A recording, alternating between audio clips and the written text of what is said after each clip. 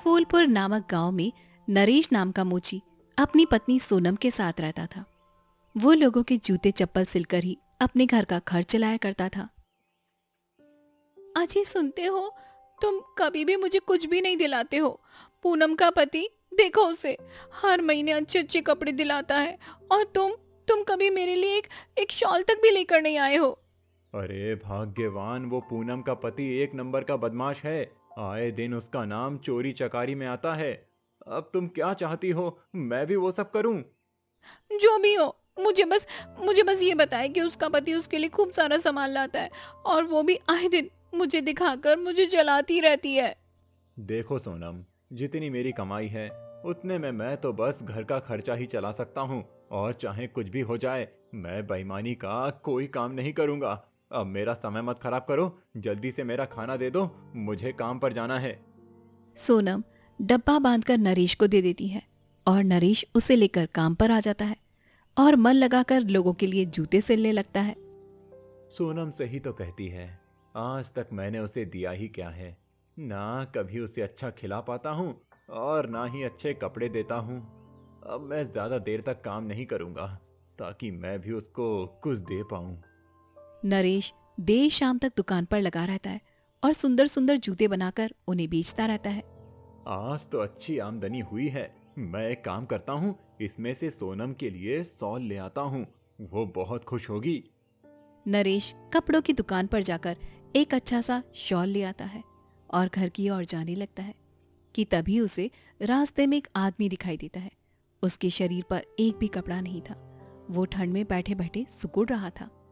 अरे, आप यहाँ ऐसे क्यों बैठे हैं? ये शॉल रख लीजिए, क्या पता इससे आपको ठंड से थोड़ी राहत मिल जाए। आपका बहुत बहुत शुक्रिया भाई साहब। अरे सुनिए भाई साहब, आपने मेरी इतनी मदद की और मेरे पास ना तो खाने के लिए कुछ है और ना ही रहने के लिए छत। क्या आप मेरी मदद कर सकते हैं?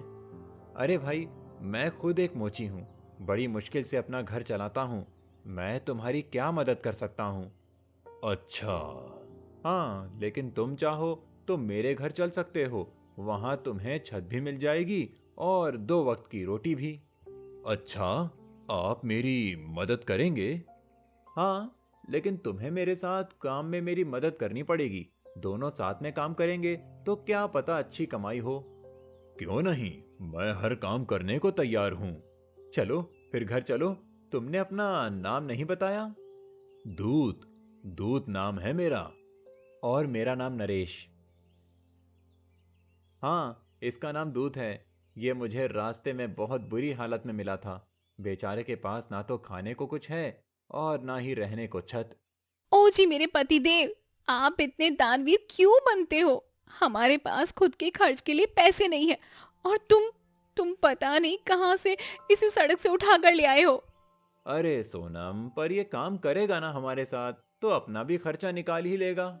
जो करना है करो, तुम्हें तो बस अपनी ही चलानी है ना? इतना कहकर सोनम वहां से चली जाती है, और दूध उसकी पत्नी के गुस्से को देखकर जोर जोर से हंसने लगता है। अरे क्या हुआ, तुम क्यों खिलखिला रहे हो? कुछ नहीं भाई, वक्त आने पर मैं तुम्हें ये बात जरूर बताऊंगा। नरेश दूध को खाना खिलाता है और दोनों खाना खाकर सो जाते हैं। और अगली और अगली सुबह नरेश दूध को मोची का सारा काम सिखाता है। इसकी सिलाई यहाँ से ऐसे होगी।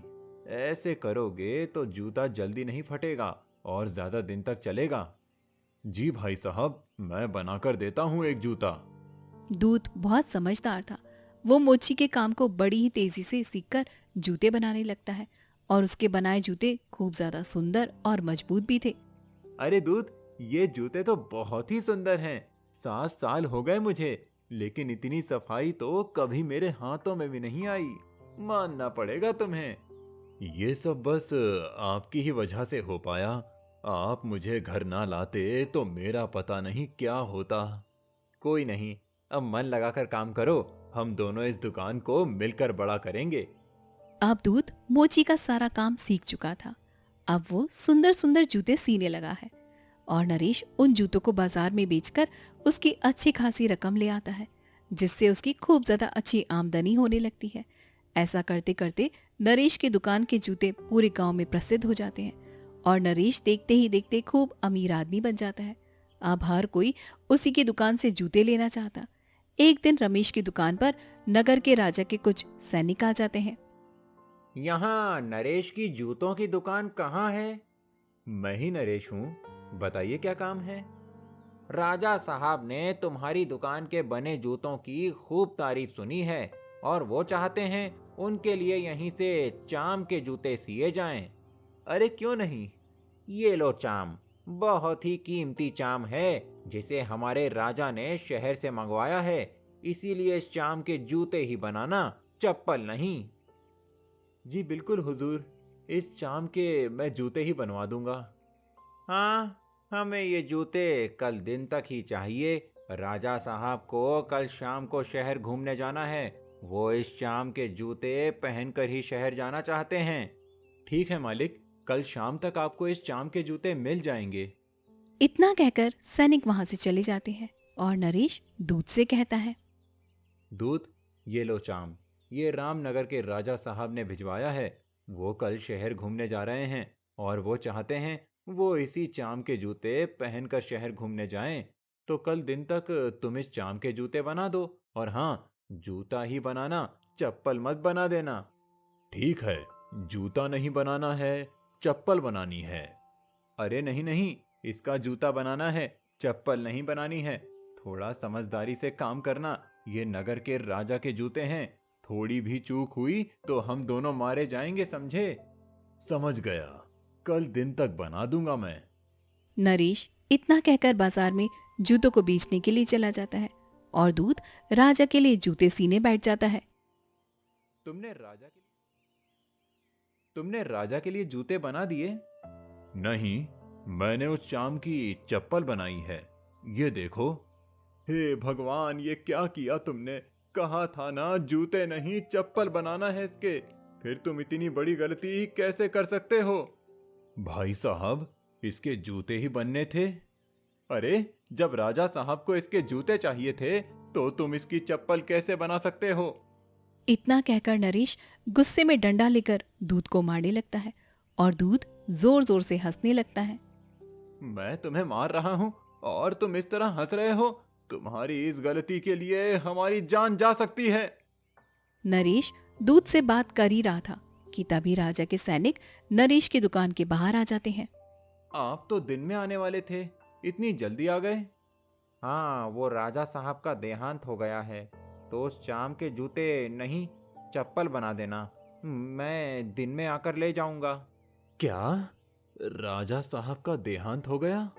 हाँ, और उनके यहाँ ये प्रथा है कि अंतिम विदाई पर शव को चाम की चप्पल पहनाई जाती है, तो इसीलिए चाम की चप्पल ही सिल देना। चप्पल? हाँ, उस चाम की चप्पल तो पहले से ही तैयार है, अगर आप चाहें तो अभी ले जा सकते हैं। तैयार हैं? हाँ, वो मेरे साथ काम करने वाले ने गलती से इसकी चप्पल सी दी, इसीलिए आप उन चप्पलों को ले जाइए। नरेश सैनिक को वो चप्पल दे देता है और सोच में पड़ जाता है। ये कैसे हो सकता है? क्या दूत पहले से ही जानता था कि राजा साहब का देहांत होने वाला है? नहीं नहीं, ऐसा नहीं हो सकता। खैर, जो भी हुआ, जान छूटी। नरेश अपने आप से बात कर ही रहा था कि तभी उसकी दुकान पर एक बूढ़ी औरत दो जवान लड़कियों के साथ आती है। हाँ जी माता जी, आपको क्या चाहिए? मेरी दोनों बेटियों की शादी होने वाली है, इनके लिए बढ़िया सी जूतियां चाहिए थी। अच्छा माँ जी, बहुत सारी जूतियां हैं, आप अंदर आकर देख लीजिए। माँ जी, ये दोनों बेटियां आपकी हैं? बेटा, मेरा तो कोई नहीं था।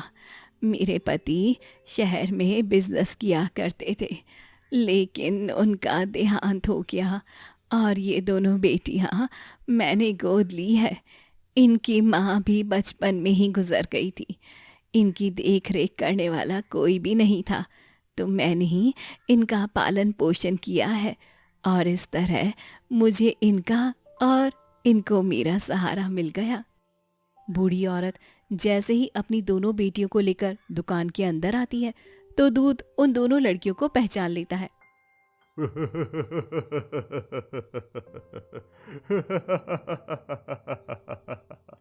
कुछ नहीं माँ जी, थोड़ा पागल है। इतना कहकर वो जल्दी से उस बूढ़ी औरत को जूते दे देता है और उन्हें वहां से भेज देता है और दूत से कहता है, तुम फिर उस बूढ़ी औरत पर हंसने लगे। आज मुझे तुम अपनी हंसी के पीछे का राज बताकर रहोगे। हाँ, आज मैं अपनी हंसी का राज आपको बता सकता हूँ। दरअसल मैं यमराज का दूत हूँ और अपनी गलती का पश्चाताप कर रहा हूँ। क्या तुम सच बोल रहे हो? ये बूढ़ी औरत के साथ दो बच्चे दिख रहे थे ना? इनके पिताजी का देहांत बचपन में ही हो गया था, जिसके कुछ दिन बाद इनकी माँ भी मरने वाली थी। लेकिन मैंने उसके मरने के दौरान उसके प्राण नहीं लिए और उस पर दया खाकर खाली हाथ यमलोक आ गया।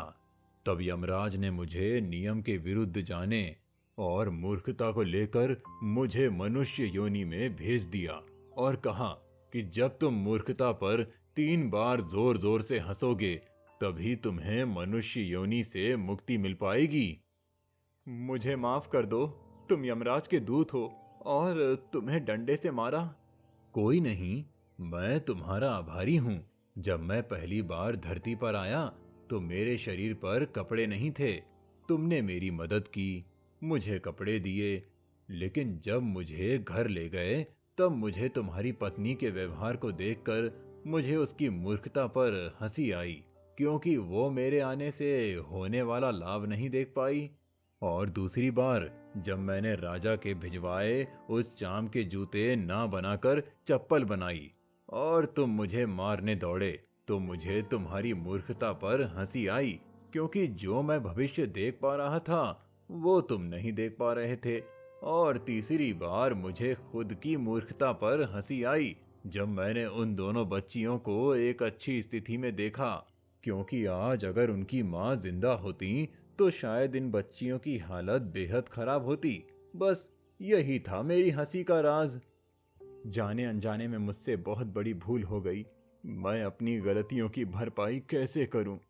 आपने जो किया वो सही था। बस ये याद रखिए, जो होता है अच्छे के लिए होता है। इतना कहकर दूत मनुष्य योनि से गायब हो जाता है और यमलोक में पहुंच जाता है।